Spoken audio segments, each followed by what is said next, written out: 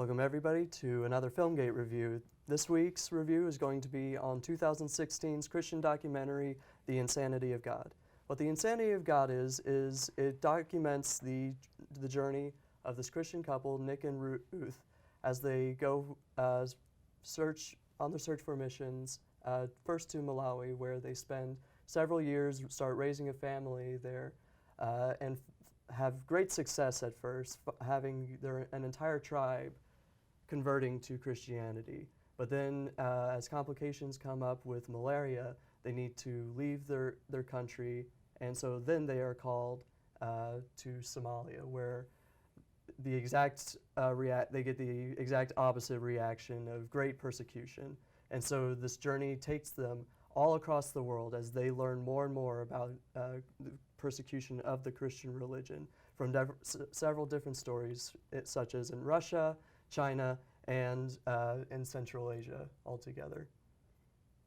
Yeah. So yeah, this film was a docudrama, and so it replayed a lot of the events that the missionaries have gone through, and so it's not really something where we want to like critique it technically, because doesn't really lend itself to that, and the message is really where the content was. So we don't want to spoil the movie for you, but we will talk about a couple things that were moving for us, and that was really key parts of the story. But I will really encourage that you go out and you see the movie, because it was really it encouraged my faith, and I think it was a challenge to really step out in trusting God and trust out and to trust that He will be faithful regardless of the circumstances. So yes. Yeah. We've been talking on and off lately, just between the three of us, about how there's this sort of dichotomy and a bit of an inherent problem with Christian films, and that is how are you going to have the power of God shown in a Christian movie? Because in a lot of fiction, we find that the solution, or whenever God's power is shown, tends to come off as false, because it's not actually the power of God. It's really just the power of people saying, oh, this is what God would do in this situation, which is not necessarily true, which is not always going to be true. Yeah, it's very dangerous to be like, yeah, God would do this. Like, it's like, are you God? Yeah. Like, no. You know what I mean? Like, it's a heavy thing to say, I guess. Right. It's a very biased view, whatever you do when you show God. But where some Christian films succeed, and where this documentary succeeds, is that all the stories that are presented to you, all the interviews, are very real. The stories that you find about one Russian prisoner during the time of the Soviet Union, and heavy Christian persecution during that time, the ongoing persecution in China, and the success that they find there. And also in an undisclosed place in Central Asia, just how God has had such power there that He was able to contact people who had never heard about the gospel before in their lives. And that's one of the stories that I found most amazing, was that the final story, talking about someone who became a Christian there, who had never before heard the gospel in his life, but was certain that he saw Jesus Christ Himself in a vision, and so went on his own personal journey to discover the gospel. Yeah. So Seth, like, what was like a story that stood out to you that was in the film that I don't know, that inspired you? Okay, one of the undisclosed location story, that was a pretty big one for me. Yeah. He said it was the toughest guy he had ever met. And I don't want to go into too many details, but basically this guy was leading his group, killing, plundering, I don't know what all they did.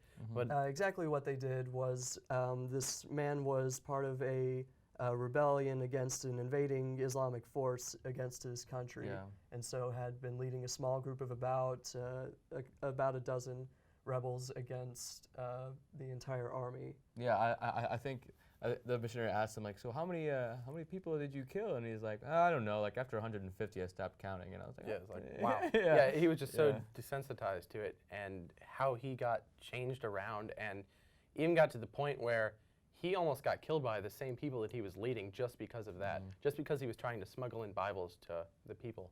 It was crazy. Yeah, and then like following that story, I'm gonna spoil a little bit here. So if you don't want to listen to this part, that's okay. But one of the Skip parts, forward. Yeah, one of the parts that was really cool for me is the missionary was interviewing this converted former terrorist, basically, and he was in the former terrorist guy was in the dark, and he couldn't see him as he was interviewing him to kind of protect both of them, because if somebody caught him, they would he'd be in trouble, and they'd interrogate him until he spoke and torture him and whatever. And so he was asking these questions, and he got done, and he asked him, "So how do you integrate your family with your ministry?" And immediately the guy lurched out of the dark and grabbed him by the shoulders, and he asked, "How can God ask this of me?" And it was just like, that was the moment where like I was just like, wow, like these are real people who struggle with like the same kind of struggles that we struggle with in America, about like, how can we go overseas and how can we do this thing? Like, what about my family? I can't put them in danger. And it's just like, we serve a God that like doesn't hold back, and he expects you to trust him with everything. He expects you to trust him even with your family. And yeah, I to me that just really hit me, just because like that was something that I've always thought about. It's like, how do missionaries risk their families in like those foreign countries that like so I was floored.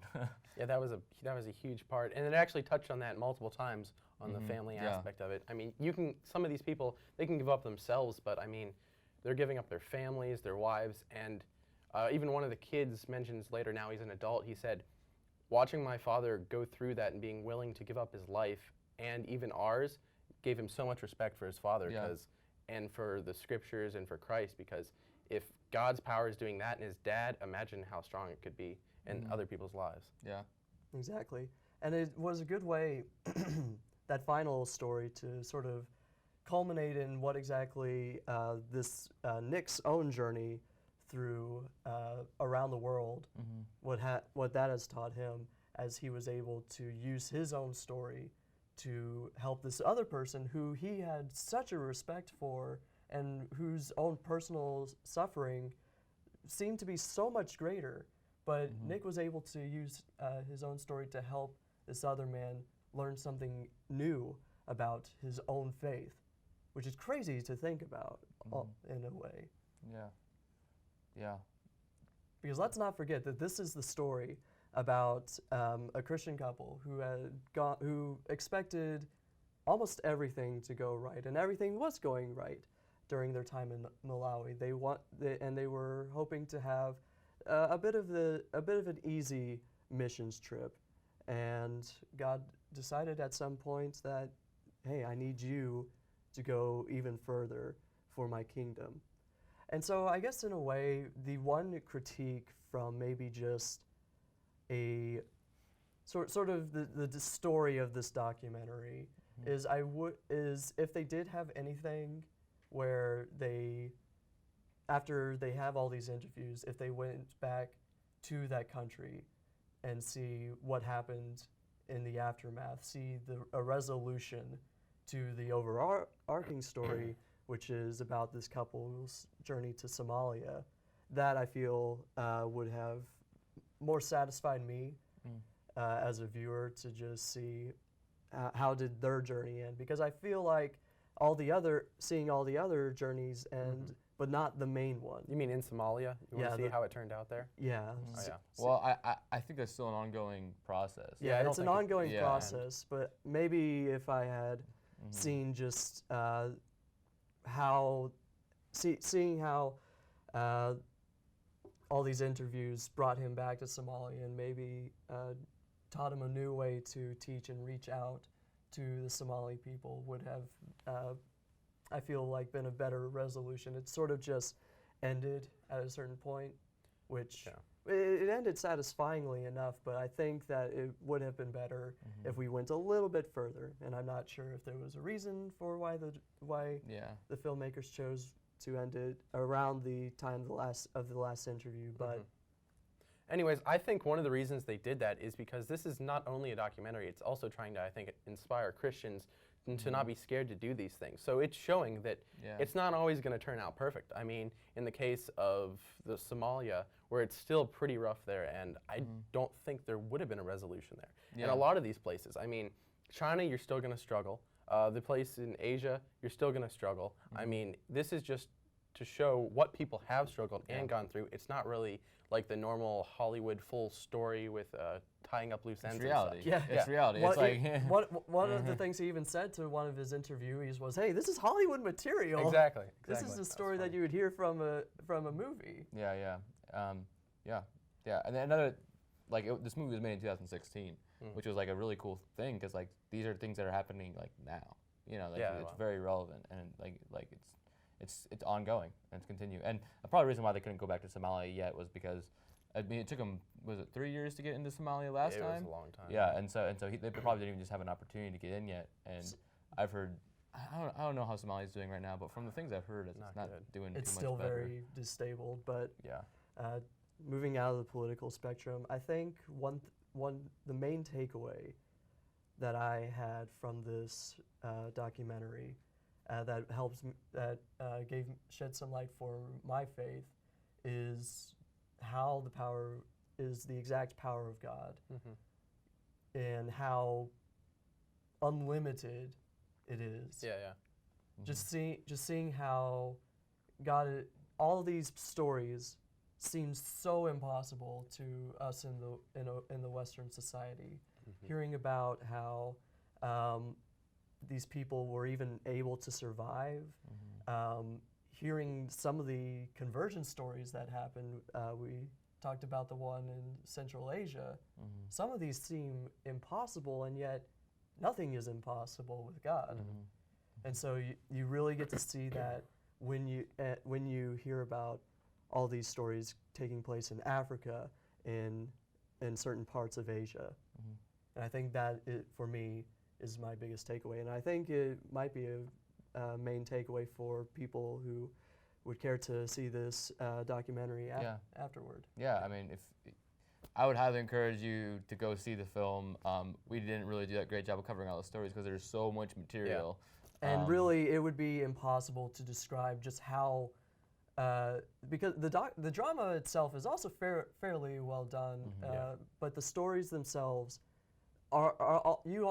we cannot spoil these and give the same depth and power and impact that these would have if you go into these almost completely blind to what exactly happens. Yeah. So to wrap it up, I'm pretty sure we're all in consensus. This was a really good movie. It was really well done. Yeah. Definitely advisable to go watch it and show other people it. It's a really good movie.